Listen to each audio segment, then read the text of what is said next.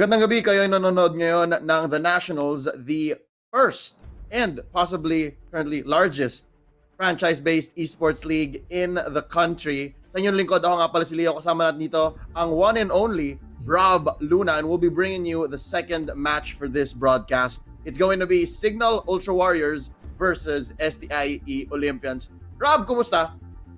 All good, and I'm really pumped up, especially dito sa final series natin for today. Of course, yung nakita natin kanina was very exciting match. Yun nga yung kanina that was in between SMO versus yung ating HFE.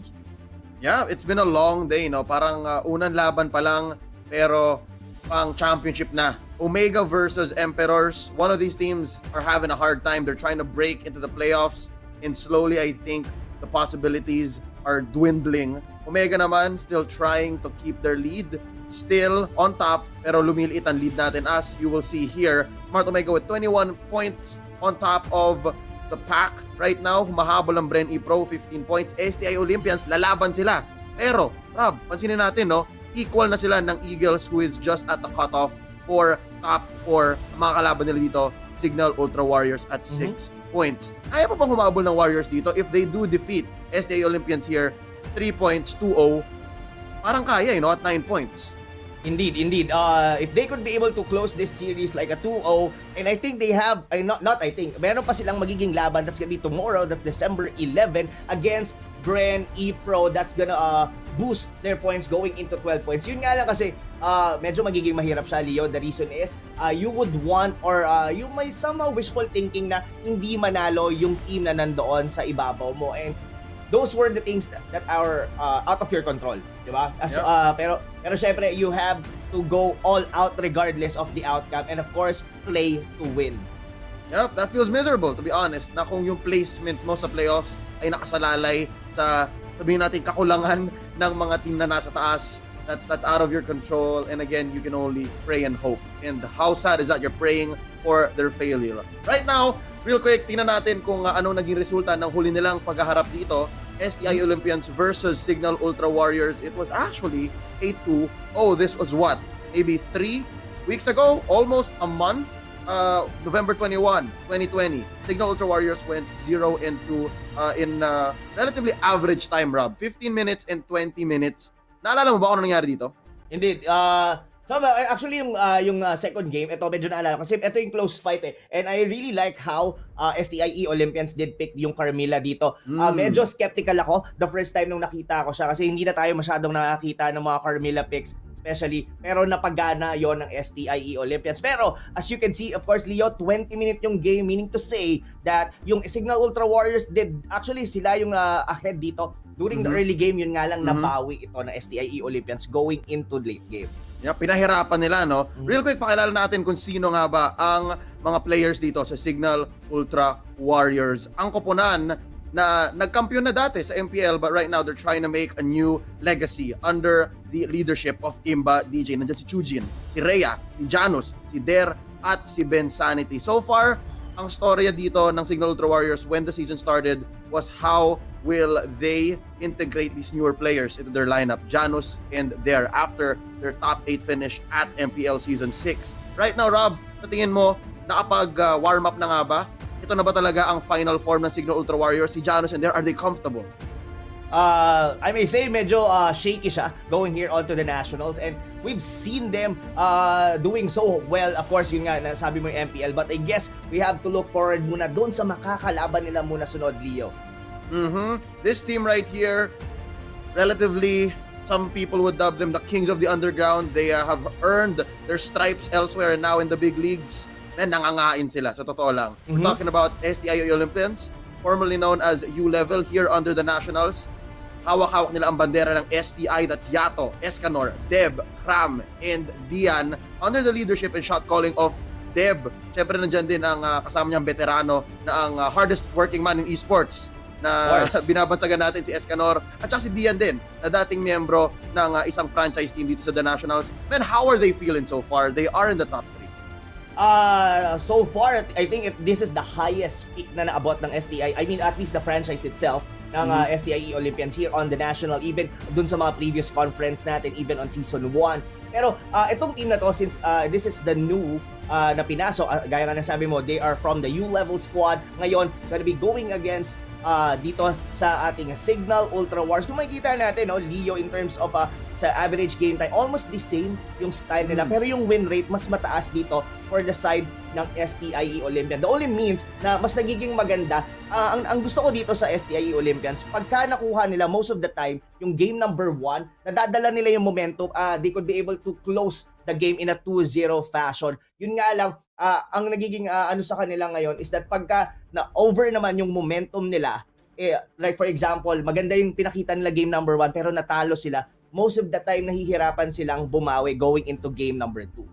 Yeah. And again, early game, we do mention this, Cignal Ultra Warriors. Kung ang STIE Olympians kaya nilang kunin ang series kapag game 1, Cignal Ultra Warriors, kung kanila ang early game, mas diretso nilang maipapanalo. Here is a player comparison. Bantayan natin si Der at si Escanor, ang off-laners dito ng Warriors at ng eOlympians. There, again, we had some question marks for this young man entering the league. First time niyang kasama ang Cignal Ultra Warriors dito sa The Nationals, habang kabila naman si Escanor for the longest time. Kasama niya na mga katropa niya dito sa eOlympians, the hardest working man in esports. Check it out. Look at their stats. Almost the same kill participation. Bahagyang mas maganda ang GPM dito ni Escanor. Rob, para lang dun sa mga taong hindi nakakalam, bakit nga ba hardest working man si Escanor? Well, sabihin na natin, if we're going to be using the reference of the MPL, of course, back-to-back na siyang nagko-qualify for that. And alam naman natin kung gaano kahirap mag-qualify for that position. The only top 2 of the rest, kung almost 1,000 na pumapasok doon sa tournament na yon, sobrang hirap doon. And you've done it twice na nagawa nyo. And of course, they were looking forward for it. The third time, syempre, that's gonna happen sometime next year. Pero here on to the national, nandito sila, they were able or about to contest, of course, our, sabihin na natin, grand champion contender. Of course, yun nga yung Bren E-Pro, at sila lang din ang nakapagbigay ng 2-0. Rather, kung ako nagkakamali, that was Smart Omega, na kung nakita natin kanina, somehow naging shitty, pero they were the titan dito sa mismo nating liga. And of course, sobrang excited ako, Leo, and how magpapan out to.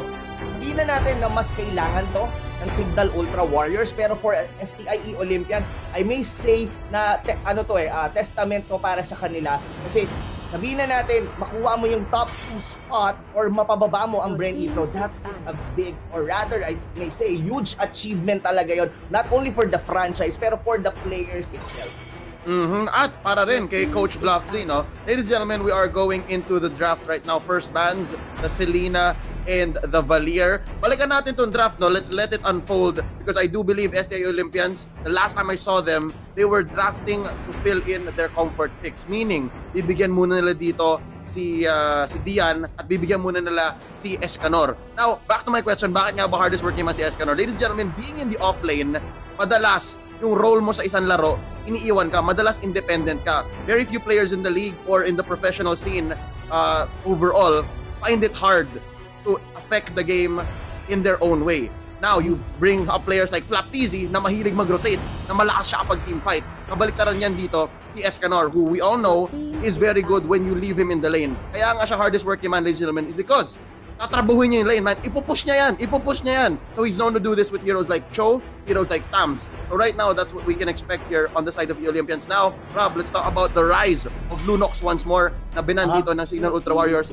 Bakit nga ba malakas si Lunox sa current metagame? I like na minention mo yung Lunox. I've been using it even on, not only in sa mga tournament na to, even on ranked games, sobrang kailangan iban talaga tong hero na to. Why? The reason? It's because once na nag-level 4 ang isang Lunox, capable na kagad siya into team fights, even without a single item, or rather even boots nga lang tong meron na to. And nandito kasi, pwede mong laro-laruin. Ito yung natawag natin like a micro, meaning to say, pwede mong mag-bait ka ng mga ultimate, then go for brilliance, tapos syempre may anxiety din somehow yung kalaban mo if they're gonna be going against you. And syempre, yung Chaos Bolt, that was the purple na orb, is not going into magic damage alone. It's more on about the HP. So meaning to say, the higher the HP ng kalaban mo is mas malakas, especially kung ang build mo is more on magic penetration.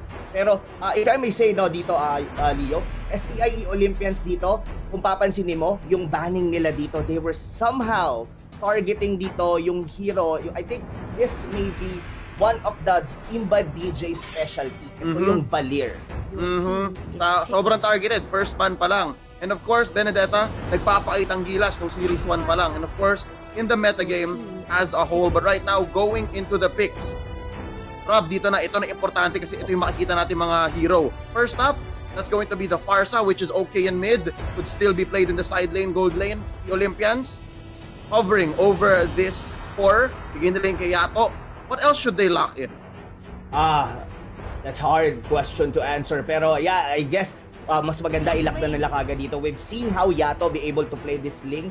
Siya yung tipo ng link player na alam niya kung kailan siya papasok. Mapapansin mo, there are certain team fights na like a 5v5 yung laban, then suddenly Yato will gonna pag alam niya na medyo delikado yung team fight na yun, aalis na siya kagad. He's gonna go or find a side lane or objective na pwede niyang makuha. That's the reason na pwedeng ma-diverse or malingon yung tingin dito ng kalaban para medyo ginugulo niya yung laro. And that is one of the clutch plays na nagagawa ni Yato on the team. Pero for Cignal Ultra Warriors, I'm really loving how they take care, Leo. We've seen this in the Invitational. Ito yung kahit lagyan mo ng ilang core yan, as long as you have this jawhead tank, you have this itong Farsa na to that could be able to shove any wave, parang pwede kang gumamit ng pwede kang maging greedy doon sa lineup mo. Pwede kang mag all out damage. Now, you pick here the 1-1. Ang dami pang open para dito sa side ng Cignal Ultra Warriors. Now, probably STI Olympians thinking right now, maglalak na ba tayo? Are we getting a Hilda? Kukuha ba tayo ng Basha? Or paano natin haharapin to Cignal Ultra Warriors? Tama, nabanggit mo na, Rap. There's the Hilda. Dahil since meron ng Jawhead sa kabila, sa totoo lang, napansin ko, isa sa mga counter lang dyan is sagutin mo ng kunat. Asarin mo rin, di ba? You play the Hilda or ito rin, natutunan din natin sa Invitationals, you play the Tigreal. Sige, i-ejector mo ako, mag-implosion ako pagdating ko, pagbagsak ko, di ba? But again, very few teams and players have figured out that interaction. They're not gonna risk it here. Now, going into the second phase, meron ng side laner ang Olympians, meron na silang tanke, meron na silang core. Ano maganda i-choke dito? For the side of the Warriors, feeling ko tanggalan nila ng side lane. They don't have a good side lane yet. Warriors, I mean, sure pwede si 1-1, put her in the gold lane, pero wala pa silang fighter na maganda. Yep, indeed. Not only the fighter itself, it's ang hinahanap ngayon dito for Cignal Ultra Warriors na i-ban for STI as actually yung hero ni Cram. We've seen on the previous na mga series, si Cram, kadalasan siya yung nag-MVP. And even yung first 3 bans dito ng Cignal Ultra Warriors is targeted sa mga hero as well ni Cram. That was the Lunox, that was as well itong Alice. So, ano pa yung kumbaga, gusto mo itin dito si Cram sa mga awkward na mga mages. And of course, Esmeralda, tinanggal na din ngayon sa equation. So ngayon, STI Olympians still thinking kung paano ang magiging atake nila. Gaya ng sabi mo, yung side lane nila kulang dito. It's a cram hero and they have to figure it out kung paano nila. Kasi itong side ng Cignal Ultra Warriors, medyo sabihin na natin flexible na sobre. Kahit ano nga ilagay nila dyan sa gilid Kasi dahil lang dun sa first 2 pick nila, yung Farsa and Jawhead. Now, they are thinking kung go ba sila for a more greedy lineup or gusto ba nila pwede silang mag-deny dito. They could potentially pick a Basha side lane kung gusto nila para lang matanggalan yung STI Olympians ang pick. Atamos is still available for Cignal Ultra Warriors kasi posible na baka yun din yung isang maging hero dito ni Escanor. So, madami pang pwede dito on both sides. Pero Uranus already been out and the choke as well. Now, STI Olympians needs to pick their side lane right now or else mawawala yun sa kanila. What other choice do we have? Again, si Cram ang nawawalan dito ng hero. The only real marksman around, well, pwede pa mag-Claude kung nafe-feel mo yun. Actually, hindi. Whenever there's a Yuzhong, usually the Yuzhong also goes gold lane. So, pwede pa to mag-Tams. Pwede indeed. Pwede. Oo, it's pwede. Mas gugustuhin nila yun Pero Chango, it's not bad. Sa papansin ko, whenever si Crab ang nasa side lane nila, most of the time naman, laging mage yung kanyang variant in terms of picking. Bira-bira mo siyang makita na I think I only seen him once as a Khalid. Pero laging yan yung mga hero niya, Lunox, Alice, and Esmeralda. Or now this time Chang'o, kung hindi yan kay Dian. Yes. Most likely, that's gonna be a Cram hero. And viable din naman eh. Kumbaga, Chango, isa siya sa pampalit eh. Sa mga side lane na Farsa na ginagamit din as well nito ni Crab. For Dian, that's the reason bakit nagban ng Cignal Ultra Warriors ng Cho. Kasi alam nila si Dian, ganito yung mga paborito niya na pinangsusupport din. Pero medyo medyo sketchy na. So kung ngayon ang nauuso or rather nagiging on the meta right now for the support, yung Harit sana maganda kay Dian. But I guess pwede pa silang kumuha dito like Akagura. Yun yung mga variant dito for the side ngayon ng STI eOlympian. Loyi is possible, pero I may say, Nakagura might be the best fit in case. Pwede nga either mong ilagay sa side lane yung Kagura or even pang support. Alin sa dalawa, pwede mong laruin dito ngayon with the Chango. Pero gets ko, maganda yung nabanggit mo na Luoyi. Luoyi seems good. Luoyi plus the Yuzhong, but now it's just the Eudora. I like the Eudora though. Ang ganda, pwede mong i-burst yung Farsa, pwede mong i-burst yung Harit, pwede mong i-burst si Johed. So, that's gonna be Dian support, side lane Cram, tama yung Chango. I don't know. Maganda yung coverage ng Warriors. They have scaling. They have better scaling. Indeed. Better scaling. Kung iisipin mo rito, I may say na mas malakas in terms of mga hero dito for Cignal Ultra. Pero in the early, medyo kinakabahan ako for the side of STI. Somehow you like the Eudora pick, pero para sa akin mas aggressive in nature kasi yung Johed and as well with Farsa. Yeah. You pick your fights. Ang maganda nga dun sa Johed plus Farsa is magandang range mo. Magandang coverage. Ibig sabihin, you can engage at any range, especially when you reach level 4. And again, that combo with the late game potential of the 1-1, ikumpara mo yun sa Chango na mas maganda naman yung mid-game. Mas maganda yung mid-game spike ng SEO, pero yung Cignal Ultra Warriors, kung kaya nilang gulangin ng maaga ang SEO, then they'll lake it to the late game so much sooner and you'll be able to scale with Sujin. I like Sujin, by the way, in the main lineup now. Nakakatuwa na mini-main nila si Sujin ngayon kasi para makasabay sila dun sa multi-core meta. And the lineup that Cignal Ultra Warriors drafted here, Rob, ito talaga yun. Ito yung itsura ng maraming cores. No? And it looks greedy, pero yun nga, kung mailusot mo, kung maganda yung mid-game mo, or yung early game to mid-game mo, like, I got away with it, I won. So that's what Cignal Ultra Warriors here did. And I think you mentioned, kung makuha to ng Game 1 ng Cignal Ultra Warriors, for sure magti-Game 3 tayo. Sabi mo, di ba, isulat natin.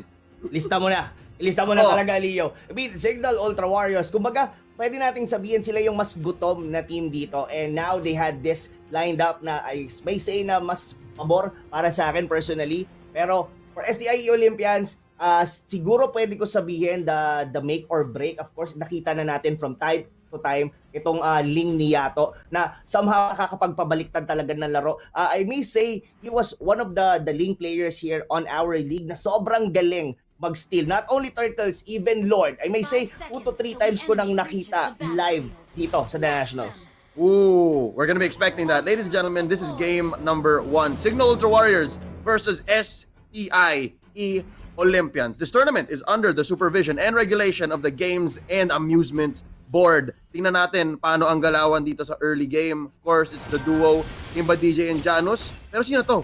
I think this is Deb, yeah? Siyempre, gawain to ng Hilda. Check it out from the back. Ang gugulo. Okay, yun lang talaga kailangan niyang gawin eh. Kailangan gawin mo uncomfortable dito yung pagkuha ng buff dito ng Cignal Ultra Warriors. Tingnan mo, babahayan ito dito ni Deb sa may baba. If in case, pero ang ganda ng ng anticipation din doon ng side ng ng Cignal Ultra Warriors. Pag na yun medyo sketchy nga rin yun they had the chance to get the Harit that time, pero pinili nila yung Chango wherein naging best fit or a core dito on the side. Actually, either way nga to pwede mong gawing core, pwede mong gawing support. Pero of course, Janus here. Ito, I think magiging madali tong Harit gameplay na to. Ang pinaka thinking dito ngayon for the side of STI eOlympian, I may say, Leo, is that pag nag-electric arrow, targetin ito definitely yung Harit lang. Pero what if ikaw ang naunahan? from that position. Pag nabura kagad itong si Dian, andito meron silang burst potential. Pero if itong Eudora na to, mas madaling ma-pick up compare sa isang Farsa, not to mention even yung Harry. Tingnan mo to, level 4 na kagad dito si Janos. Though Dev might actually still live from that. May kita mo na ngayon, nakikita na natin kung paano magpa-pan out yung early game ng Cignal Ultra Warriors.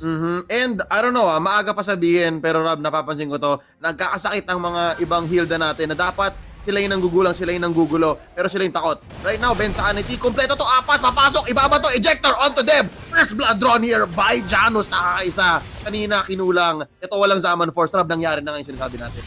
Indeed, Leo. Pero ang ganda rin ng rotate dito ni Rhea. Do mukhang makakakuha yata sila dito, Leo, ng comeback kill, pero well timed. Yo, pero pinilit Escanor to, Pinasok, Black Dragon form, Rhea babagsak dito sa tulong ni Yato with the orange buff off camera na isahan naman si the action once more. Oh no, mag-isa dito si Deb, pero parang kaya naman. Hold up, that's gonna be a synchro fission, gonna go into the bush, safe pa. Kahit 4 yan, hindi pa rin nila mapatay si Deb, pero men, makakaisa sila dito. Actually, hindi lang isa, 4, 5, 6 dito sa outer third energy shield. Deb taot na, tinamaan dito ng feathered airstrike. He's gonna survive though, but up top meron din bawi. Ang SEO still only 600 gold ahead. Ang Cignal Ultra Warriors, si Deb. Anong ginagawa ni Deb? Galit ba siya? Oh, may backup. Oh no! Na-crossbow of Tang yung Hilda. That's gonna be 1 for Tsujin. Oh my, I think parating na rin kasi yung mga kakampi doon ni Deb, that's the reason na inulti niya na kaagad. So unfortunately, nag-proc doon yung mga mark, of course, yung crossbow of Tang. And yeah, that was all out, and I guess Cignal Ultra Warriors having a very good early game dito sa series na to, Leo. Yep, already 4-1, 500 gold lead for the Warriors. That just means eOlympians, nakapag-farm sila. They're still staying in their lanes. And now, this is what we're talking about. Sobrang weird tignan nito. Eudora and Chang'e. Dalawang mage na again, early on, basta maka-level 4, maganda ang burst. Talagang kailangan nila ibuli si Tsujin. They understand this. Na hindi si Janos ang totoo nakatakot. Kasi later on, kapag si Tsujin napa-farm, naiwanan sa kusina, kumbaga, it's gonna be over. It's gonna be so much more difficult. Right now, Bensanity, naghanap ng away. Feathered airstrike already used by Imba DJ. Ram looking low. Hold up, papatayin siya dito ni Janos. Zaman Force just to dash in much closer. And now, the lead, 5-1. 1K na. Rob, it's happening. The early game prowess of Cignal Ultra Warriors is showing. Yes, and it's all about itong si Yato, kung paano niya i-even out. Tingnan mo, gumagawa na siya kagad dito ng mga side lane pushes just to even out the gold na unti-unti na napupunta ngayon sa Cignal Ultra Warriors yung lead. Pero mukhang ito pasok na naman dito ang mga members ng STI. Oh, bursting down, Dian! Kahit si Yato mapapatempe sa blades palayo. Bensanity daw, mababawian dito ni Escanor, the hardest working man in esports, gets one back. It's a revenge kill, but is it enough? 6-2, almost 2K gold lead dito para sa Cignal Ultra Warriors. I think Rhea is already ahead by Escanor, if not in EXP, also in gold. Yes, not only that, itong Eudora for the side of STI eOlympians actually not paying off itong pick na ito. I guess napilitan na sila talaga dito sa pick na to. Napapansin mo to, once na cool down yung kanyang flicker, hindi siya makangat. Even look at that, yung feather airstrike, dalawang pop, kailangan niya na kagad umuwi. Now, medyo magiging dead weight to, I may say, for somehow the longest time. Kasi ang gagawin lang dito ni Ben Sanity, ulit-ulit lang to, pasukin niya with the ejector at i-zone out niya itong Eudora na to the point na mapipilitang siya doon na niya gamitin yung mga skills niya. And now you'll see, ladies and gentlemen, si Yato, nakita nyo, nagkakat na siya ng lane. Tinutulungan niya na si Escanor para makalamang dito kay Rhea, para makahabol. And now, another failed airstrike here by Imba DJ. I like the aggression that Imba DJ has. Alam niyan lamang sila. Alam niya kailangan now. Look at this! Insanity! Guguluhin ang buff. Yato's gonna go down. Janos takes him. Zaman Force sa loob ng kanilang jungle. Now Imba DJ wings by wings away. Ito na. Nangyayari na, Rob. The way to choke out a Ling. Tanggalan mo ng purple and the rest will follow. Oh my, it's gonna be a hard battle for STI eOlympians dito, ladies and gentlemen. Not only that, look at Tsujin. Ito pa lang Leo Sabihin na natin Janos dito had a early game pero hindi rin nila na shutdown yung isa pang core dito ng side ng Cignal Ultra Warriors, and even Rhea on the top lane are doing well. So meaning to say, lahat ng mga members dito ng Cignal Ultra Warriors are somehow on the best fit para sa mga hero nito. Tignan mo dito, ejector might actually happen once again. Ito pa paano dyan, Leo. Once na may ma-ejector sila, kaya nilang patayin kahit sino, not on, and even Deb. Kahit si Deb, I don't doubt it. Now they're gonna target the first tier turret in mid. There you go. Mission accomplished. Now Escanor in dragon form. Bubulihin dito si Bensanity. Synchro Vision. Papasok si Yato. Tempest of Blaze. May mahuli ba? There's no stun. Zaman Force underneath. Pushing them back. Escanor is still here. Deb, medyo mababa. Magpupush lang dito si Tsujin sa taas. Na naman ngayon, medyo may promotion yata siya. Also, very hardworking on that 1-1. Sitting at 1-0-2. But I'm sure already he's making bank. They are ahead by almost 5,000 gold. Oh no! Huli niya ba ulit si Deb? Marks in. Where's the crossbow? Can they get it? Oh, they get it! That's the one! Deb goes down. I like it kung gaano ka-patient doon si Chujin. He could be able to pop the crossbow tank as early nung pagkakuha mo niya pala doon sa brushes. Pero hinold niya, alam niya hindi pa ganun ka-enough yung damage niya. And look at this, Leo. Almost all the turrets here for the side of STI eOlympians binabasag na ng Cignal Ultra Warriors. This is as early as 7 minutes. Yep, 7 minutes in. Feeling ko before 10, kung magtuloy-tuloy ito, kakatok na sila sa bahay ng STI Olympians. And kung mapasok sila, diretso ref yan. Anong ulam ninyo? Ladies and gentlemen, Cignal Ultra Warriors here. Their greedy lineup is paying off. Right now, may laban na naman dito sa loob ng jungle sa purple side ng STI Olympians. Again, choke out the Ling. The rest will follow. Here's the Feathered Airstrike pushing them back. Oh, Cram firing back with the Meteor Shower. Si Bensanity naghaharap na may eject, pero wala siyang follow-through. Delikado to. Oh, it's all a ploy. Rob, nakaisa, libreng turtle para kay Tsujin. Oo, pero look at that. That was 3 members trying to pull, or rather, burst down here, Bensanity. But Yato might be able to kill Imba DJ, pero pinalagan niya na lang to. Kinaya, pinilit, and sometimes that's all you need. Yato here, his last core item pickup was the Wind Talker. So medyo naintindihan mo na gusto niya lang talaga mag-wave clear. Again, the AoE physical attacks, that's all that's important to him right now. Deb, na face checkan dito ni Bensanity. They are gonna go back. Rob, it's now 5k gold. This is for sure 5k gold lead. Cram picking up the Ice Queen Wand. This is good. Ice Queen Wand is great for keeping enemies at range. This is huge. This is huge actually for the side of Cignal Ultra Warriors. To be honest, the only one, buti na lang masasabi ko that itong si Yato, even with Cram, kahit papaano na-hold nila dito yung aggression ng Cignal Ultra Warriors. Kahit papaano, may magandang nangyayari sa kanila in terms of the items. Now, Tempest of Blade, papasukin si Tsujin. Oh! Medyo mapapasama yata. Down goes Yato. Tsujin survives. Naghahanap sila dito ng target. Can they get it in? Dian is looking low. Papasabugin mo siya. Zaman Force medyo napaaga pero makuha pa nila. Down goes the Eudora. Zaman Force was too early but they got the kill anyways. Clearing the wave. Could have gotten one more si Deb. Pero again, makunat ang isang Hilda. Mid na lang. Transition to mid. Convert to this turret. Escanor can only watch. Oh my. This might be a good siege for the side. At ito na naman, Zaman Force na naman, Leo, and they're going in. But Escanor trying to disrupt the members of Cignal Ultra Warriors. But he will take the kill dito, mga kaibigan. He's actually gonna die. Ngayon dito, Leo, ang magiging dilemma ngayon dito ng STI Olympians, yes, they could be able to pull up or at least hold it up until the first Lord. If ever man nakunin niya ng Cignal Ultra Warriors, I may say na hindi gagawin basta-basta yun ng Cignal Ultra Warriors kasi gaya na sabi natin dito, Yato, clutch player yan. Alam mo yan na kayang-kaya niyang mag-steal. Nagawa niya na yan from time to time. Pero, ang gagawin ng Cignal Ultra Warriors dito, kailangan nila maging cautious. Probably, i-bait nila dito si Yato. At makikita mo rito, inaabangan na siya rito. Bensanity, once na makita niya rito si Yato, diretso kagad, unstoppable force. And from there, kailangan nila ma-burst down. Pero mukhang alam ni Yato eh. Nakaamoy si Yato. Again, ladies and gentlemen, magaling itong mga players na to. They are very smart, very high player IQ, and they see na, medyo nawawala yata sila sa mapa.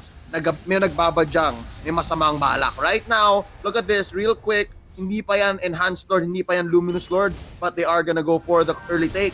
And who's playing bodyguard? Who's guarding the perimeter? Imba DJ and Bensanity. Mukhang walang contest dito for eOlympians. Yato, try again later. Feeling ko, 11 minutes in, that's gonna be Lord marching down mid for Cignal Ultra Warriors. I guess it's okay, Leo, na hindi muna nila i-contest. Why?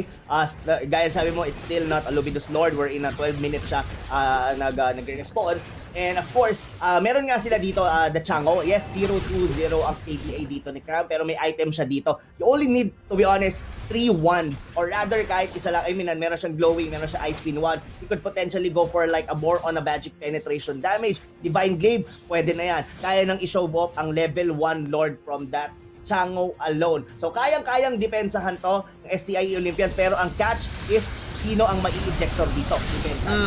Naghaharap na sila. Feathered Airstrike mo una. Escanor going into the backlines, bullying Impa DJ out. Mapupush nila. That's gonna be the takedown on the mid lane inhibitor. Now, top lane's gonna be the next target. Escanor in, half dragon form. Ejector in! Hindi mo kaya to. 5 kami. Boy pa si Lord. Chujin gets him. That's gonna be 4 defenders left here for the eOlympians. Another Feathered Airstrike. They're gonna target the base. And ladies and gentlemen, 12 minutes in. Sharp.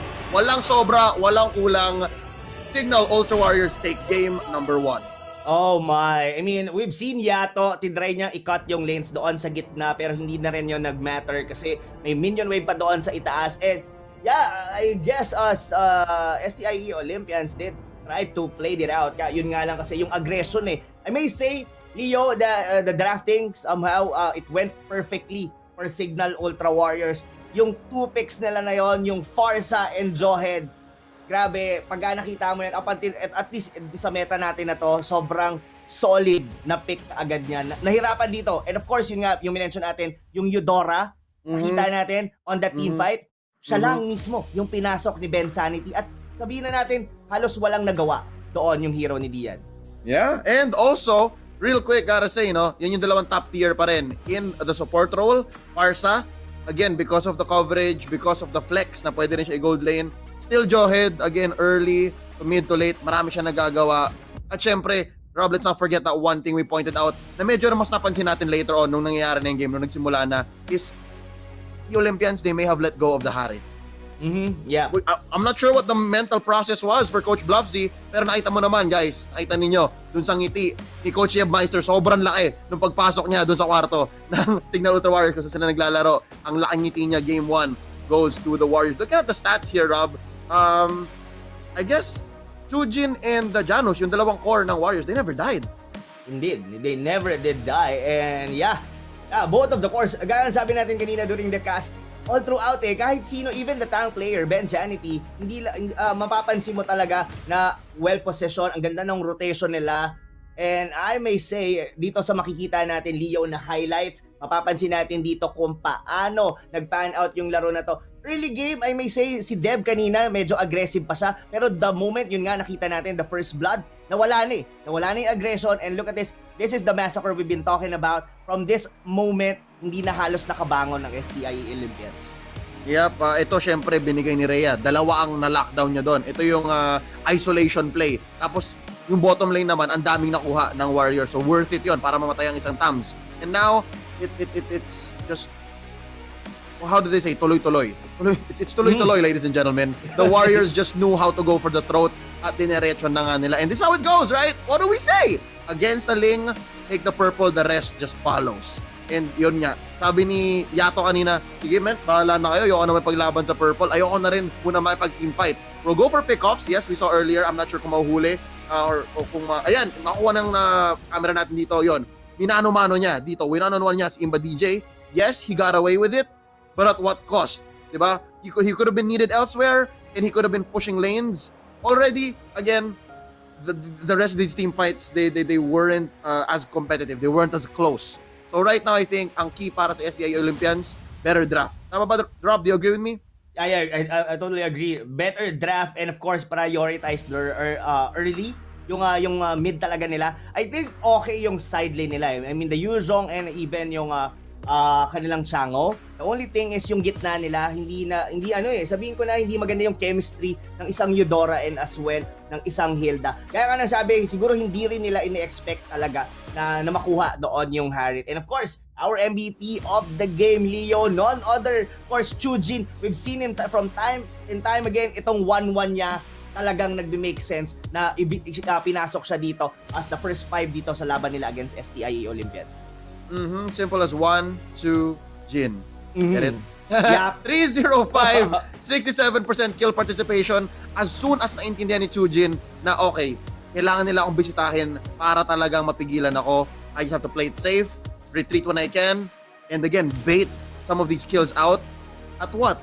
8-9 minutes, lumalabas na si Chujin sa lane niya eh. Alam niya na kapag-farm na siya. And again, with the help of his emblem, yung weakness finder, ladies and gentlemen, na may 20% chance na magpa-slow ng kalaban, walang makalapit sa talaga sa kanya. Talagang minsan kaya niya i-trigger yung crossbow of tank just by auto-attacking and even chasing down yung mga targets niya na kasing kunat ni Deb. So it happens, ladies and gentlemen, it happens. And that is how we have come to the Game 1 victory by Cignal Ultra Warriors. Makabawi ba ang SEO? We'll see when we come back. We are gonna go on a quick break. Don't go anywhere. Stay with us. Ako nga pala si Rob. Ito si Rob. Ako nga pala si Leo. At siya si Rob Luna.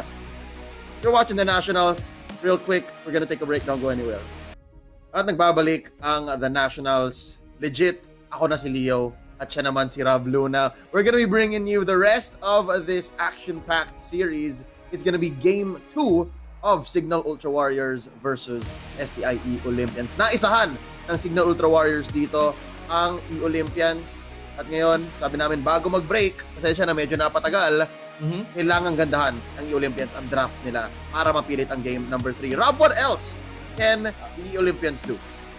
I think the Olympians has to not give too much yung mga usual meta heroes natin. Kasi yung The Forza was already been picked. Tapos nando pa yung Johed. Tapos parang from that moment, Cignal Ultra Warriors, sobrang open na sila in the drafting. Kaya nilang maging reactive or situational na yung maging pick nila all throughout dahil lang doon sa dalawang pick na yun. And I guess STA Olympians, I'm pretty sure na mayroon na silang mga nakalaban under previous matches na pinahirapan din sila ng Forza. Though yung Harit could be a possible na magandang pick sa kanila kanina pero napakawalan nila yon. But now, STI Olympians, sila ngayon dito, Leo ang nasa blue side, meaning to say they are on the first pick and they might want to get the Farsa. Kung maaalala natin, Kram has been doing very very well on this hero, or even si Dian. I guess STI Olympians might want to get the Farsa from themselves as well. And again, you mentioned this, Rob, earlier. I don't know how I missed it, but nakikita mo dito yung respeto ng SEA Olympians sa isang Imba DJ kay Valier. Usually, you save the Valier ban for maybe the second phase habang wala pang supports or during third ban kapag alam mong okay, ito na yung itsura ng magiging draft dito. Pero SEA Olympians, just like they did in game number 1, ito pa rin yung ginawa nila, man. Taking out the Valier and as well respecting Chujin's 1-1. Napakadelikado nito for the Warriors kasi alam ng Cignal Ultra Warriors na okay, I think we have them backed up into a corner. They respect so many of our heroes. Sa tingin mo ba, Rob, merong mental effect yon sa moral ng STA Olympian? Sa tingin mo ba talagang medyo nayanig sila nung game 1 kaya ganito ang banning? For sure na ba. Well, yung Valier, of course, ito rin naman yung naging ban nila kanina, pero I think the 1-1, tinanggal na nila kagad yon for the side of Chujin. Though I say the 1-1 from Chujin was definitely siya yung MVP that game, pero hindi talaga siya yung game changer doon eh. It was sabihin na nating domino effect doon ng mga magagandang nangyari, especially doon sa may gitna nila kay Janus, kay Der. Kumbaga sabihin natin collective effort ng buong team ng Cignal Ultra Warriors. I may say, okay lang din naman yung ban nila for the 1-1, pero now, Leo, I would say STI, sinabi ko to kanina, Farsa hindi na pwedeng pakawalan. At ito na ngayon ang ini-aim ng STI Olympians. Pero sabihin na natin nandito sa kanila ngayon ang Farsa. Now, the Johed is still open. Actually, yeah. So now, that's what they do. Cignal Ultra Warriors locking in the Johed once more for Bensanity. STI Olympians naman, iniisip nila, sige, Ian, kunin na natin tong Farsa, pero kung side lane kaya kailanganin, pwede natin ibigay kay Kram. Right now, the Warriors, they have one more pickup. Rob, what should it be? So, Cignal Ultra Warriors get their core already para maganda ang simula ni Janus? Or maybe they can actually pick up a side laner para ulit dyan. Kasi medyo ma-institute yan eh. I'm thinking of a Ludox, to be honest, yung magiging pick ng Cignal Ultra Warriors for the second pick here. And I may say, if they do it right now, parang bumalik na naman sila doon, pero Ling ang kanilang napili. It's actually tricky, I may say that Lunox is gonna be the perfect fit. Kasi kanina, yung Ling ni Yato, sabihin na natin he's actually doing well somehow. Pero ang laki ng bagay nung itong Johed doon sa baga tinitail na lang, hinahabol lang nila all throughout doon si Yato. And I mean, ito hindi yata natin nga na masyado napansin, no? The Brody was actually open for the side of STI eOlympians, and this might be a side laner or pwede rin to sa may gitna. What do you think about this, Leo? Actually, I was gonna ask the same question. Game 1, relatively hindi napansin si Brody. Na ngayon medyo kamot ulo ako. How come the Olympians did not think about that? How come they did not put this on Cram na pwede rin namang i-side lane? It's okay, but again, you did mention, gawain talaga to na SEA Olympians. This is the way that they draft. Give a mage to Cram. Right now, SEA Olympians draft is just looking maybe almost 100% better, right? Maganda ang kanilang support. They have this flex pick with Brody. Deb, though, back on the Hilda, hoping that it's better this time. But, napalo dito ng the Warriors. They got the Alice. And now it's Janu's turn on the Ling. Second time around, Ultra Warriors are gonna ban out again the Lunox. The Olympians also on the same spot. Supports. Tama ba to? Should they just all go out, take out supports, take out the Harit, sunod-sunod? I may say that's not a good idea, honestly, Leo. I mean, looking at the pick here for STI Olympians, yes, masakit itong farsa na to. Nakita natin yan during game number 1 na sa kamay ni Imba DJ. But this Brody, I think kailangan yung Yuzhong hindi mapunta sa kamay ng Cignal Ultra Warriors. Kasi if they could be able to get the Yuzhong, or sabihin na natin a single pick off dito for the side. Kasi ang gagawin na ng dito, ng Cignal Ultra Warriors, pwede na nilang mamain Or rather, pwede nilang tangkihin yung mga damage dito as early. And nandito naman yung Ling nila that could potentially go into the back lanes. Delikado kagad Brody, and as well yung Farsa, especially pagka nauna yung Feather Airstrike, kayang-kaya kagad i-pick off ito. And for sure, hindi ito gagamit depende kung pipiliin dito ng side ng STI na kumuha. Pero would you think the Digiban medyo did actually went through your sabihin na natin, naisip mo ba yung Digiban? No! Kasi nakita natin to di ba? On a different tournament, yung Digi pinahirapan yung Brody, at yun din yung iniisip ng Cignal Ultra ng STI Olympians. Do you think, Leo, that was overthinking? Now I agree with you. Yes, ladies and gentlemen, this was a strategy implemented over the weekend at the Invitational against one of our teams here on top sa the Nationals against Bren E-Pro na naisahan silang game, no? Naisahan yung franchise na yun dahil dito sa Digi. I don't know what the eOlympians are thinking. It might be, again, as you said, Rob, medyo overthinking. I agree with you on that point.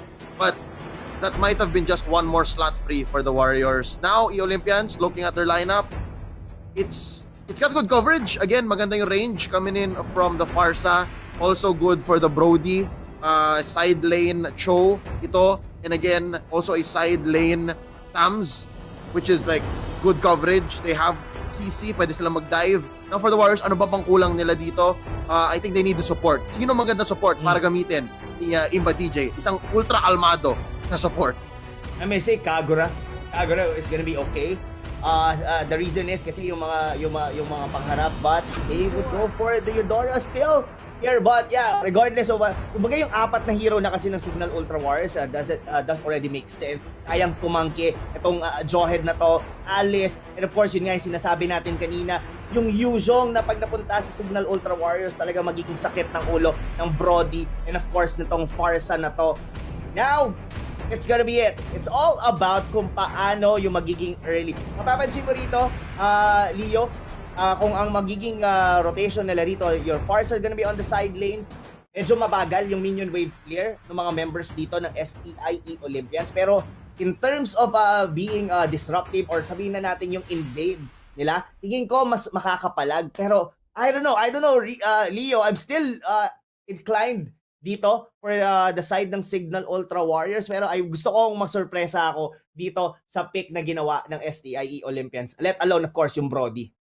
Again, there's a few things that surprise us. One is the Digi ban. Parang, uy, grabe naman, Digi agad. Takot ba kayo talaga dun sa nangyari na baka gawin dito ng Ultra Warriors sa inyo? On the other hand, ang storya ba ng series na ito, Rob, who picks Eudora loses? Kasi nga, naalala mo, yung laro ni Dian earlier, it was just not good.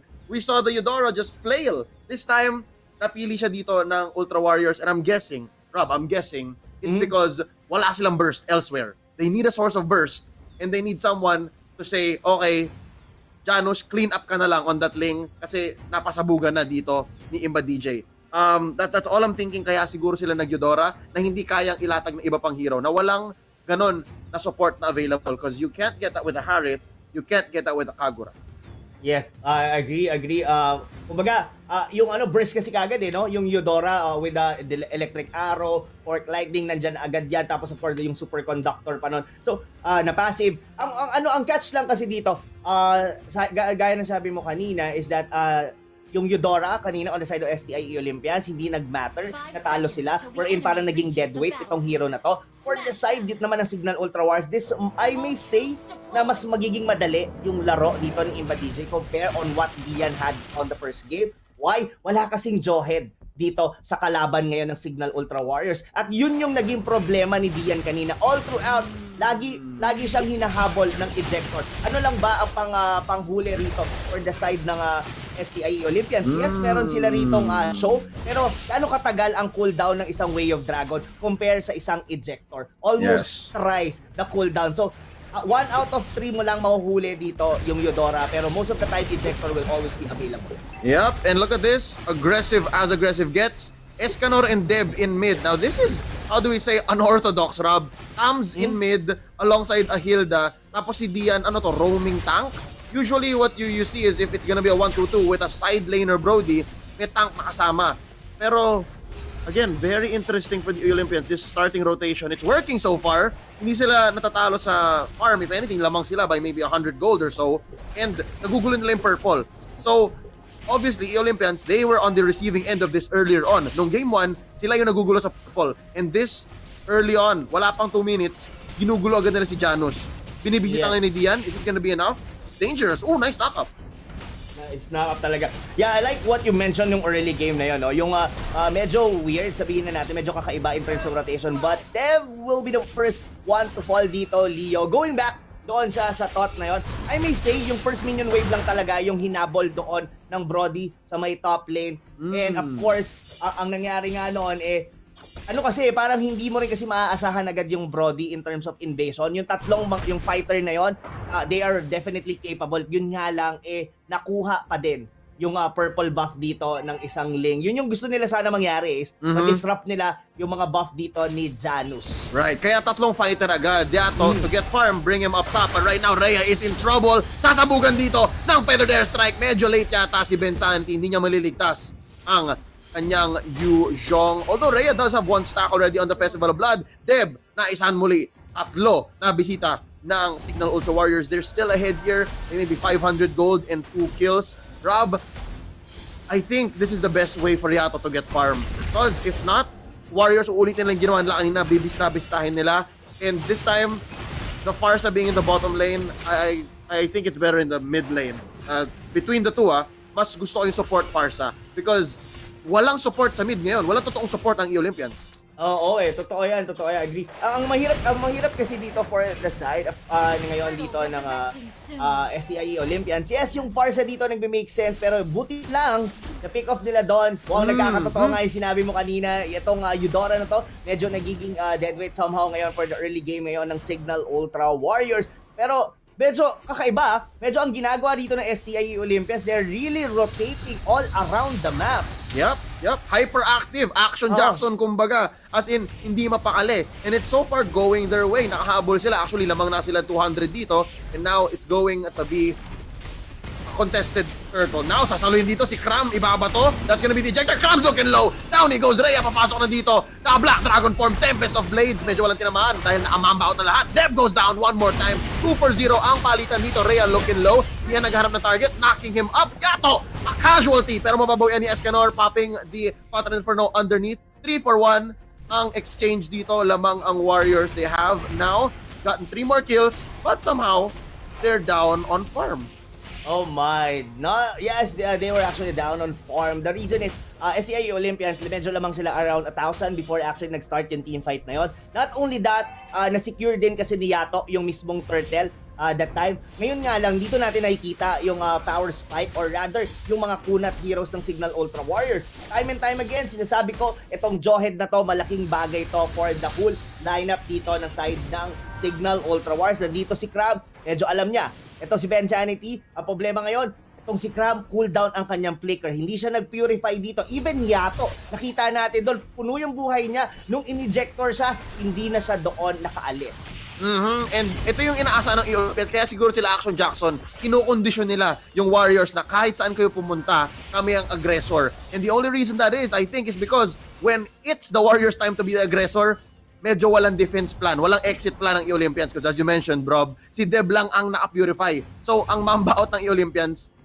brasuhan, as in flicker out, wings by wings, and that's it. If we can't get away that way, then I guess we're just fish out of water. Right now, nag-aantay sila dito. Rhea nakatago. Pinsanity naghanap ng magandang ejector. Once more, wings by wings. Hindi niya mahuhuli. Yato. Oh, gonna get bursted down. Point blank. Feather there strike sa mukha. Papasok naman ngayon si Janus. Naghahanap. Tempest of Blades. Ooh, gonna get one. Yato still alive. Not enough damage being rained down. Imba DJ looking for one. Hit the arrow. Yato is down. Ooh, mapaka-combo daw ang ating Eudora. One more time. Wave the Dragon sa ilalim ng Torre. That's gonna be a 1-for-1. Very messy. Pero kung isipin mo, Yato for Imba DJ, that's a good trade. Indeed a good trade. And it could have gone a lot more messy para sa side ng STI. Why I'm saying it is because pick up na kagad na nga nila doon yung Johet eh. Pero it's still the same eh. Nung pumasok yung Black Dragon, hindi na alam ngayon ang gagawin dito ng Farsa and even itong Brody. Escanor might actually get a pick up dito. And that's gonna be it for Chujin. Oh my! This is a very early mega kill para sa isang Alice. Delikado to, Leo. Actually, ito na naman, naulit na naman yung game number 1. Si Chujin hindi pinansin. Right now, that's gonna be Yato taken out by Janus. Meron pa siyang retribution. So if they want to go for the contest on this turtle, they can. But instead, they'll go for the trade one more time. Yato for Imba DJ. And so far, parang okay lang para kay DJ yon. Okay na okay. Imba DJ, no ba? Hold up! Oh! Pinasabog na naman si Bensanity ni Cram. One more time, it's going to be a feather strike. Yes. Nagigets ko yung Leo, yung thought, of course, for STI Olympians. The reason, parang ang gusto nila dito sabayan nila in terms of the item. Kasi technically, yung draft nila dito, ang lakas nito for the early game. Of course, nandito si Cram, yung feather airstrike niya, nakikita natin kanina. Even Ben Sanity as a tank, kayang-kaya niya agad tunawin. And even Yato, alam naman natin itong Brody na to, even with just a simple item, kung anin man ang buuin mo, you go directly for a BOD, even Berserker's Fury, alin man yan, as long as you get your right target in your mark, kaya mong mag-pick off agad. And Ian will be the one to fall. Thunder's rat sa mukha! Tumabog ang Cho! Oh, there's a nice unstoppable force chasing him down. Bensanity, that's a free 3 for none. Bensanity buhay pa nga. Ladies and gentlemen, the Olympians have been caught out of position. Kahit sa ilalim ng torre nila pinasok. Now Escanor is in trouble. If not him, this turret at least. Now, there's the Contran Inferno. Nabuhay pa si Rhea. And they're gonna force it underneath. There's the ode by Chujin. Pabagsak na rin dito si Escanor. Cram na lang ang natitira to defend. And that's gonna be mid lane turret out. 7 minutes, 45 seconds in. This is going to be the turtle. Rob, what's going on? Nahihirapan ang eOlympians. Pero nakapag-farm sila. That's interesting. Yes, nakakapag-farm naman sila. Nakakasabay sila eh. Pero yun nga lang kasi, ang problema dito, Leo, is that there are only a couple of heroes dito na kayang sumabay. That's number 1, of course, you see Cram. Yato, here, he actually has farm. Ang problema niya ngayon, hindi kayang isustain ng mga tank niya sa harap. The only moment na makikita mo ang power spike ng isang Brody is kung nakaka-free hit siya. Na naglalagyan niya ng mark yung mga members o yung mga kalaban. From this point, once na mabuo dito ni Chujin yung kanyang Winter Truncheon, it might be over for STI. And as we're saying, yung isang tank sana ni Yato na binabanggit mo, Rob, na dapat nagzo-zone para sa kanya, nagpipil, ay ginaganon-ganon lang. That's a tank show, ladies and gentlemen. That was just destroyed by an unstoppable force from Cignal Ultra Warriors. And now, nagkabaliktad. Action Jackson naman ngayon ng Ultra Warriors. Sila naman naghahanap. They're hunting. Yes, yeah, definitely. Kumbaga, they are able to hunt talaga eh. Kahit sino dito, look at this. Leo, look at that. May damage pa naman eh. Look at that. Just one pop from the feather airstrike. Almost 1/4 yung nabawas doon sa Alice. Pero it's only Cram. Kaso ang problema, pag pinapasok na siya ng Black Dragon, wala na eh. Kumbaga, hindi niya ma-fully utilize or magamit yung kanyang buong feathered airstrike. Look at that. Si Janus. That's how confident he is going into the backlanes dito ng STI. Yep, Finch Boy is away. Gonna be saving himself from a feathered airstrike. 4 dito ang umahabol kay Janus. Pero mabubuhay pa rin siya in mid. Tatrabahuin muna dito ni Chujin ang Torre. But Escanor is gonna be able to defend. I think it's a good idea for the Warriors to actually now pay attention to top lane. Buhay pa pala yung first tier third doon. Buhay na buhay pa. Pero it's only a matter of time, Leo. I may say, STI Olympians, pero okay pa naman sila rito. Pwede pa silang makabawi dito. One, I think, is a good pick-off, probably, on Chujin, or rather, Janus. Tingin ko mahihirapan na sila na ma-pick up dito si Chujin eh. Kasi medyo okay na yung item niya. I think he already has the Winter Canchon. And of course, sustain of course itong Alice. Pero Janus, still, pwede nilang gawin yon. Pero si Rhea dito, they're actually going in. Medyo nagkakahiwa-hiwalay na ngayon dito, mga members ng STI. Yep. Oh no, it's just two here. Deb and Escanor. Black Dragon form ni Rhea. Ipapop niya na dito. That's the ult. Down goes Deb. Pero there's strike by Cram but stops it at just 2 or 3 pops. Right now, papasabugin na naman si Dian na ejector na pagbintangan dito na may masamang ginawa. And of course, what do you get? Mob Justice 5 sa isa. That's gonna be 2 for none here on the side of Cignal Ultra Warriors. Simulan na dito. This is going to be a fresh lore take. Hindi na yung Luminous. Mamadaliin ng Warriors. Oo, to be honest, hindi na nila rin kailangan na hintayin yun. Look at, wow, that damage to Imba, DJ. Pero like what you've said, mamadaliin na yun. Look at gaano kabilis yung na-pick up, nakuha nila yung level 1 Lord. Janus here, look at his items. Sobra na. He actually went for a total damage. Hira mo makita ang mga Ling user na dumiretso kagad Berserker's Fury. Ang ganito ka-ahead, you are able to do it. Yung iba kasi, di ba, ginagawa nila, they go for a Windtalker muna for a farming. Hindi niya na kailangan mag-farm. Kailangan niya nang pumatay. Yep, kills is what he's looking for. And right now, they're just looking for timing. And Rob, real quick, I just have to say, kudos pa rin sa eOlympians dahil kahit na ang layo madalas ng pagitan nila when it comes to kills. Right now, it's somewhere around 9 kills, 8 to 17. Ngayon lang lumaki yung gold lead. So, ibig sabihin, eOlympians, they've been farming up so far this whole time. But right now, nahuli dito. Way of the Dragon sa isa. That's gonna be a shutdown on Rhea. And of course, who got it? Si Cram na naman. So far, very one-dimensional ang angle of attack ng eOlympians. Always Cram. Si Cram ang key para makalabas na mid-game. Oo, yun talaga. It's all about Cram kung paano i-hold nila tong base o yung siege ngayon dito na Cignal Ultra. Oh, look at that! That was Chujin tanking the rest of STI eOlympians. Pero that was overstaying or rather overcommitment for the side of Cignal Ultra Warriors. Wala silang nakuhang base turret dito, Leo, and I guess that is still good news for the side of STI eOlympians. I agree with you na kahit papaano humihinga pa or lumalaban pa rito ang STI eOlympian, and now they are choosing to go in. Ayaw nilang maipit ngayon and this is the right way. This is the key to win Kasi kung hihintayin mo lang na lumabas na naman yung susunod na Lord, mahihira. That's actually playing not to lose. You want to play to win. Kumbaga gusto mo kayo yung unang susuntok kumpara sa naghihintay na lang kayo or rather counter o maghintay ng mistakes coming from Cignal Ultra Warriors. Yep, I feel like mind games are now being played here by both teams. eOlympians, alam nila na si Cram ang malakas. Alam nila na si Cram ang glass cannon. So what they're gonna do here is maybe bait out the Warriors to put too much resources into taking down Cram at hindi pansinin si Yato. Baka yun ang key dito, Rob. Baka ang key dito is Yato, sige akong bahala sa'yo. Ako yung bahala sa'yo. Talagang lalabanan natin to pero ako yung main damage. Ako yung magpapakamartir. Now, taking up the glaive here. This could be key, Rob. They can even try to burst down even Rhea and Chujin. Because we know it's possible na kung minsan mag-aasim si Chujin, kahit na naka-ult yan, can still go down. Yep. Totoo naman. Kaya nakita natin kanina yun They've already been able to burst. Oh my, that injector kay Cram! Oh no! Tempest of Blades shutting him down. That's Janus. He's godlike. Ladies and gentlemen, hindi pa namamatay ang Ling na ito. And speaking of which, kanina si Chujin yung hindi pa namamatay. But this time also Janus. Janus the only one left, by the way. Right now, there's the Black Dragon form. Papasok si Rhea. Naka-blood ode sa likod. Si Chujin, oh no, this is gonna be massacres underneath their own turrets. But wait lang. Yato taken out. Oh, they don't have minions. Rhea's gonna have to bite it here. May bawi na isa ang eOlympians. They're waiting for minions. At least, Rob, that's a win, I think. They are able to defend. Yes, they are able to defend and mukhang makakahabol pa yata dito si Cram. Kailangan hindi mabasag yung Torre sa gitna, Leo. Pero ang Cignal Ultra Warriors still going on and get the tower on the mid lane. Oh, I thought it was actually over, Leo. The reason? Yeah? Kasi sinabi natin si Cram dito, yung pinaka-main damage dealer for the side of STI eOlympians at na-pick up siya ganon kabilis. One ejector. That's one of the reason bakit kanina pa natin na hina-highlight itong hero na to.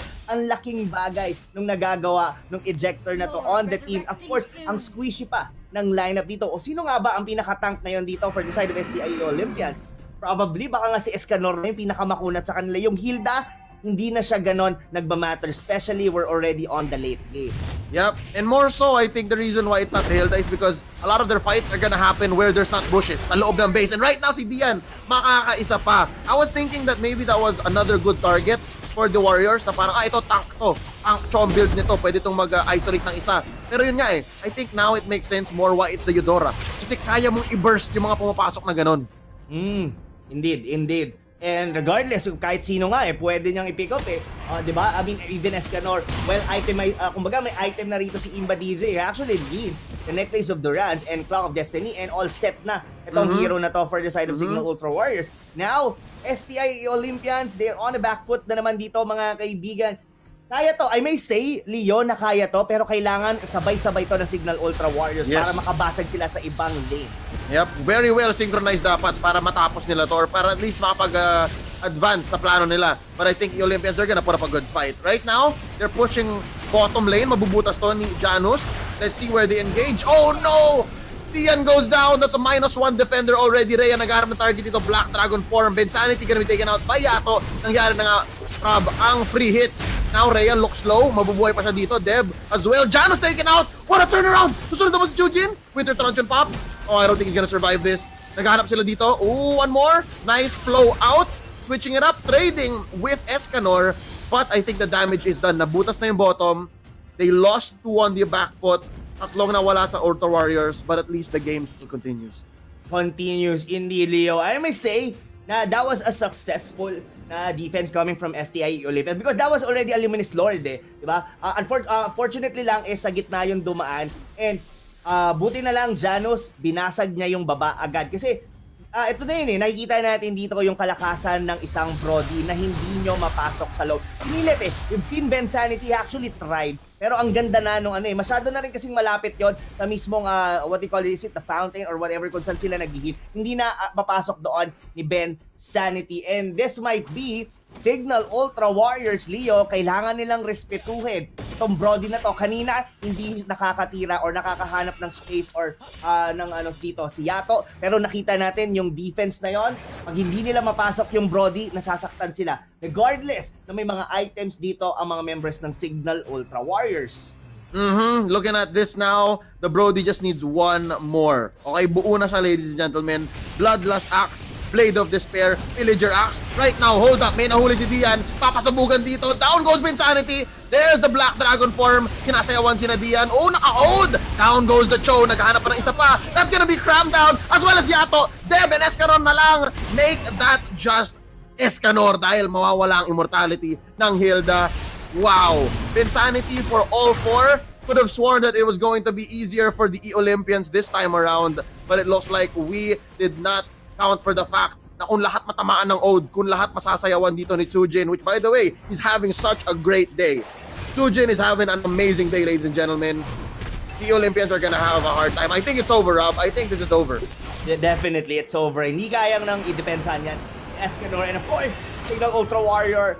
Redemption for STI Olympians. Kung dati nagharap sila, that was a 2-0 in favor of STI. Ngayon, binalik ng Cignal Ultra Warriors yung favor to give a 2-0 and looks like in terms of standing buhay pa ang pag-asa for the rest of the Warriors here, Leo. They could potentially move towards of course sa nalalapit natin na playoffs sometime next week. Yep. Ooh, Coach Meister, don't move the camera. We need to see the boys. Yan, si Der, laking ngiti. Wow.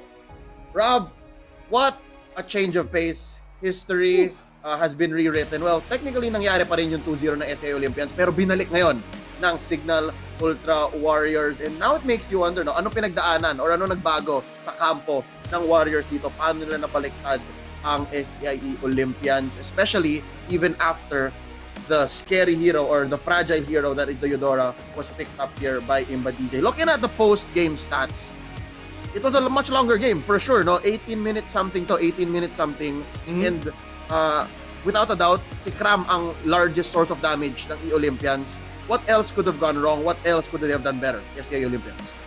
I may say is yung early talaga nila is somehow crucial for the side of STI Olympians. Yung pag-disrupt nila doon sa may or rather pag-invade nila doon sa purple buff ng Cignal Ultra Warriors. Triple fighter. They need that to work. Kasi ito yung nangyari sa kanila we've been talking this during the drafting phase. Itong Dragon ni Rhea dito, pagka nakuha yun kanina ng Cignal Ultra Wars, there's a chance na pwede nilang iban yun, pero they actually did ban the Digi na, like we've said, I may say, or na medyo overthinking nga na gagawin yun ng Cignal Ultra Warriors. Pero if I may say, Leo, I don't think na gagawin yun ng Cignal Ultra Warriors kasi the way din na draft kasi yung Digi lineup, kailangan mo like a hero like a Selena for that to work. Yung mga ganong klase. Pero we cannot be able to ask Coach Bluffsy kung ano yung naging thoughts niya during that drafting phase. Pero I may say Cignal Ultra Warriors, yung draft nila dito was iba na gumaganda na siya going here sa pagtatapos ng ating itong liga natin, going into the playoffs. Pero si Rhea, hindi natin siya masyado pinansin, pero I may say I would give him the MVP. Why is the reason? Is that siya yung pinaka naging susi, lalo na doon sa final team fight. Yung pag-disrupt niya doon, hindi na nakaalis. Kasi wala namang Purify, wala namang Flicker yung Brody. Nung nadikitan na siya ng Black Dragon, that was definitely over. Kasi tuloy-tuloy na layering of skill ang ginawa dito ng Cignal Ultra Warriors. And yeah, they just won from there, Leo. Yep, right now we're gonna see the highlights kung paano nga ba nangyari. I think there will be more moments this time around since this was a much longer game, 18 minutes. It felt like it could have gone more. It felt like it was longer than 80 minutes. Sa totoo lang, Rob, 20 minutes. So here, we see now the first signs of life from Olympians kasi na-try nilang gawin yung 3-fighter invade with the core swap. Linagay muna yung core dun sa taas, tapos pinabaliktad. But right here, lalo na nung first bloods na maaga, it just looked like it was gonna go sideways. Yes, definitely. Ang hirap to be honest. Tinitingnan ko kung paano yung magiging setup dito ng STI Olympians. Medyo catchy. Ang ganda ng umpisa nila, di ba? Like what we've said, sabihin na natin na napupush ang STI Olympians, pero we've seen around more than 10 minutes, dikit pa rin halos yung gold nila And yung rotation, there was a term na sinabi mo kanina, yung parang hyperactive ba yun? Yung sinabi mo kanina, Leo? Action Jackson. Action Jackson. Totoo yun. Kita natin doon. Hindi mo nga masabi kung ano ba talaga yung lane ng bawat isa. The only one na medyo static na masasabi ko was Cram kasi nakastay lang talaga sa bottom lane and just going into the mid lane pagka magpupush or going into turtle fights. Pero all throughout, ang ganda ng ikot ng STI Olympians. Yun nga lang hindi naging successful yung mga pickups nila and time paulit-ulit na nangyari. Yung ejector na to, nakita natin dito sa highlights. Yun lang ang kailangan niya para ma-pick off doon yung Farsa wherein nandoon yung mismong the massive damage na meron dito ang STI Olympians. Once na mawala dito si Crab, medyo tagilid na talaga ang side ngayon ng STI or rather yung side ng STI during their match kanina. Yep, Omsim, you put it perfectly because the good team fights for STI Olympians, ladies and gentlemen, were the ones where Yato and Cram were relatively ignored. Hindi pinansin. Or kunyari, pinasok man dito ng Unstoppable Force or ng Tempest of Blades, ay kinulang. Ibig sabihin, they survived and then they were able to dish out some damage. Yun yung mga bawi nila. Kaya medyo malapit din naman ang ating KDA. Hindi sila totally na landslide. Dahil sa totoo lang, may laban ng STI Olympians dito. But I guess it was the whole clash of styles. It was the whole difference between approach na sabi nga natin, hyperactive, Action Jackson, masyado ang STI Olympians, they were overthinking to some extent. But on the other side, ultra almado lang ang Cignal Ultra. And right now, we're gonna be awarding our MVP for game number 2. It's gonna be Ben Sanity on that jawhead. Rob, check this out. A whopping 16 assists. Yes, not only the 16 assists, look at the damage taken.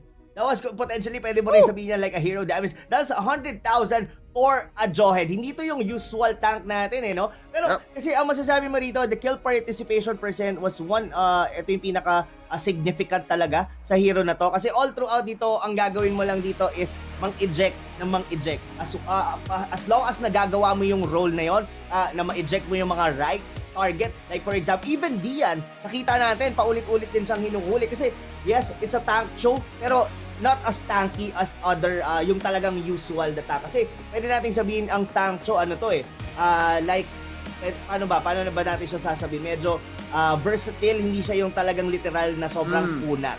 Hindi Pero siya of course, pampil. Leo, hindi siya pampil, definitely. And of course, ito na nga, yung group stage team standings natin, Leo. Look at Cignal Ultra Warriors. Medyo konti pa, medyo didikit na siya dito sa STI and LPE.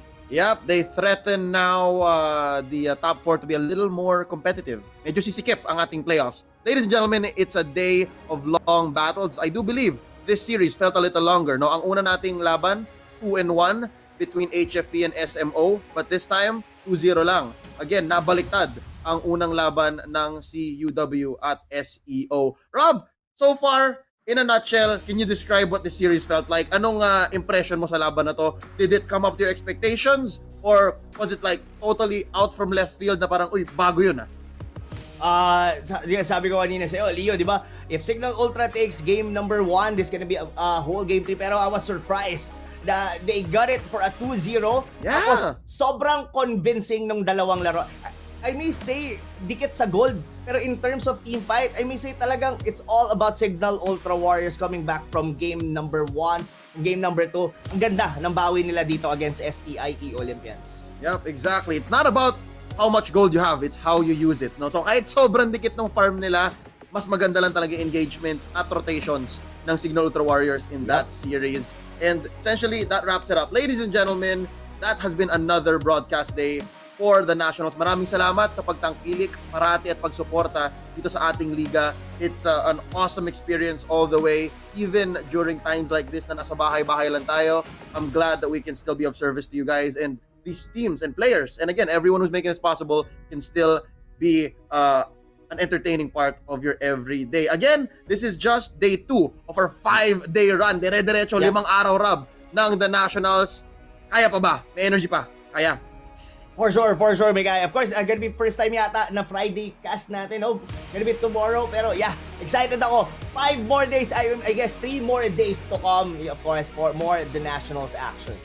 Yep, ladies and gentlemen, once more, on behalf of everyone making this possible, si Direct Ad, all of our other broadcasters here, kasama natin kanina si Butters at si Wolf. My name is Leo. This right here is Rob Luna. We're gonna be calling it a day. Maraming salamat. We'll see you all tomorrow. You've been watching The Nationals.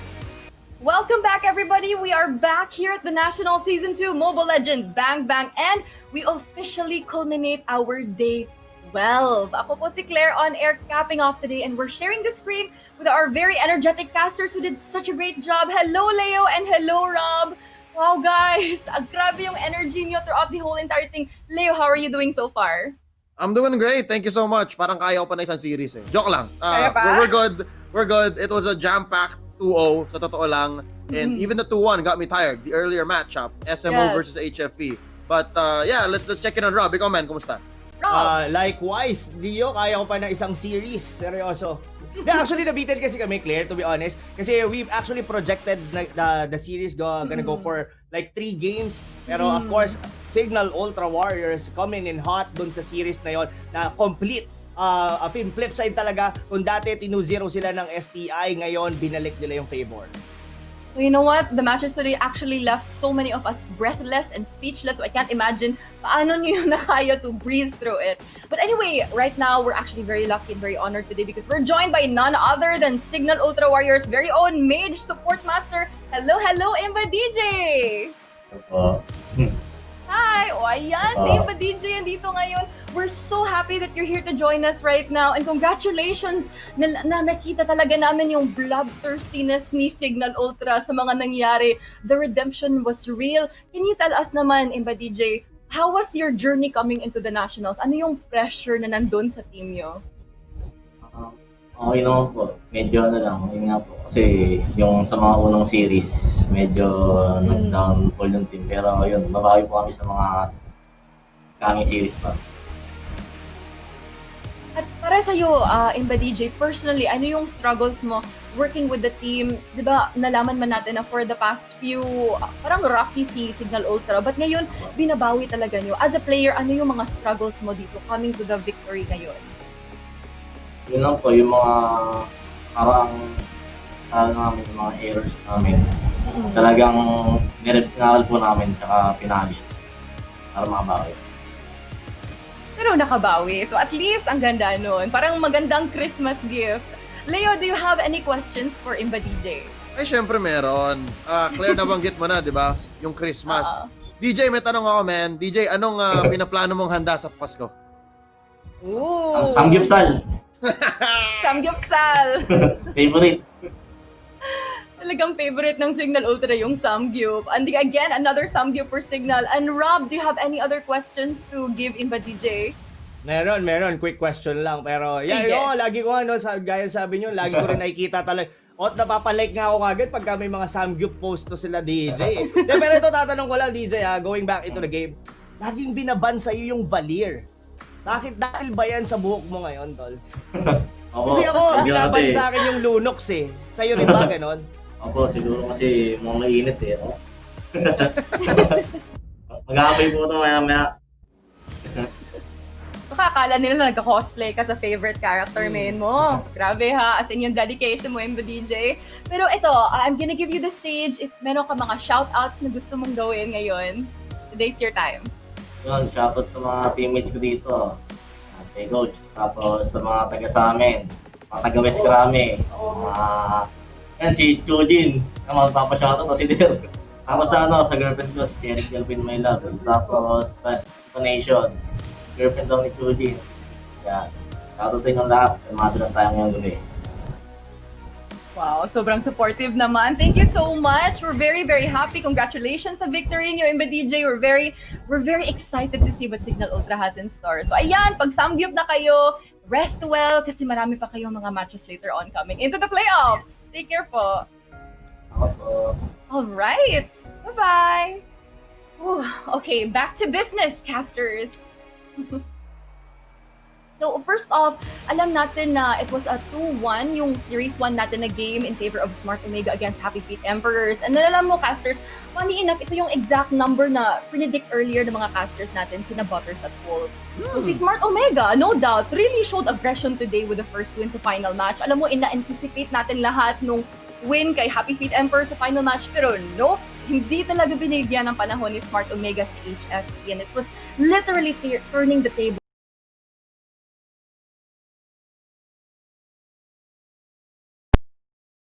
playoffs kay Cignal, kay Smart Omega.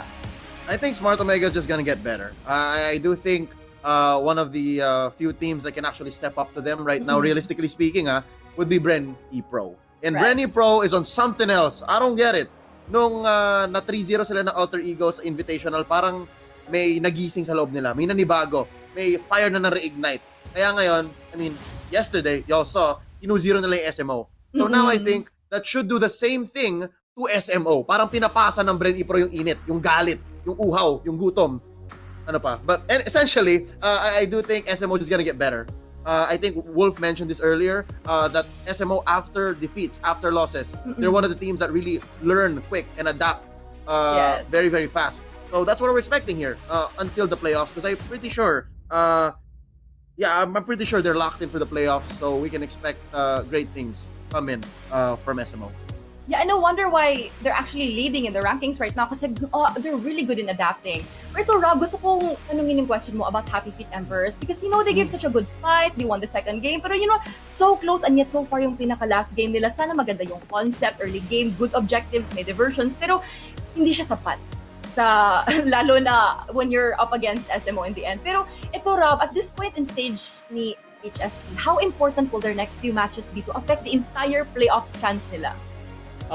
Sobrang important niya. I think they have matches up until Sunday. Yes. So they could come up with at least madidikitan nila yung top 3 and top 4 natin in terms of points. The only difference is kailangan hindi manalo either ng STI eOlympians and of course ng LPE for them to be able to contest, let alone of course yung Cignal Ultra Warriors. Yes. Pero, ang mahirap yun nga yung mahirap dun eh. You're actually looking forward na hindi maging maganda yung result ng kabila wherein out of your control. Pero I may say yung laban nila sa Smart Omega kanina was one of the best series that they had so far in the league. Like, from day 1 up until now, yun yung pinaka-closest, and let alone that is the number 1 team natin here on the Nationals. Tapos nakakasabay sila. Yes. Yung final match nila, dikit yun sobra. It was HFE game to lose, yun nga lang in terms of the experience. Smart Omega talaga, hands down, talagang para sa kanila yun.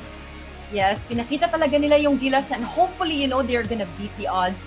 But speaking of odds, Series 2, things are looking so much better for Cignal Ultra Warriors. Nakita natin, they secure the points that they need against STI eOlympians para makapunta sila sa safe zone of getting their chances to participate in our playoffs. And their redemption is so real. Leo, now that we've seen them really have it in them sa Cignal Ultra, how will they be able to sustain the consecutive winning streak coming in the next few games? Claire, truth be told, Yes. itong 2-0 win ng Cignal Ultra against SEI Olympians, it really threw a wrench into the calculations. Yes. Totoo lang. Biglang humabol no? Now they're at the cusp of double digits, and if they continue on this warpath, mas lalong mahirapan kahit yung nasa ilalim na makapag-lock in ng playoffs. So again, it's every team for themselves now, and their key to consistency, I think, is to again enable their side lanes. As you saw kanina, it was Chujin's day, sa totoo lang.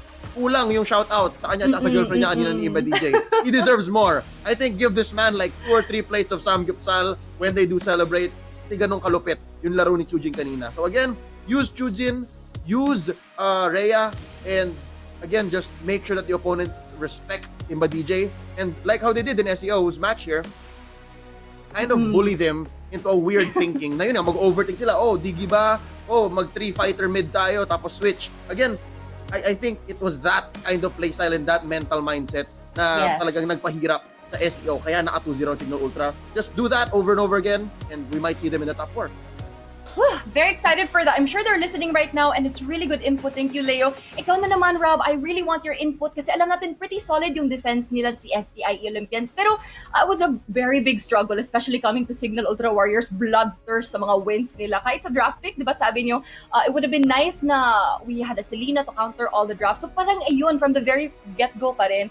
What do you think, Rob, can SEO change up sa kanilang strategy para they can make up for the next few days? I may say yung the way din ref kanina ng STI Olympian was not the usual that they do on the past few weeks dito sa the Nationals. I may say na they were trying to experiment some stuff.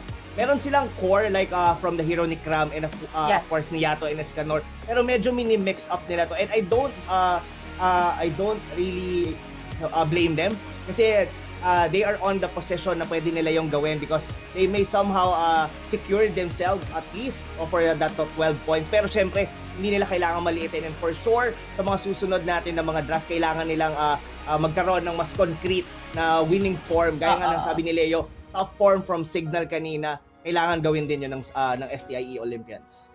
My gosh, thank you very much, Rob. Thank you rin, Leo. I'm sure that you guys give really good input. And you know what? Tonight, ladies and gentlemen, we were given the satisfaction we needed when it came to the twists and the turns and the roller coaster ride that is these matches. So we're very close to the playoffs ngayon. We're expecting all our teams to level up with their performances. And I hope you all take care and stay safe in behalf of the team dito sa Nationals, our casters, Butters, Wolf, Leo, and Rob, and the whole entire team. Thank you very much for watching the National Season 2 Mobile Legends Bang Bang Day 12. Have a great evening.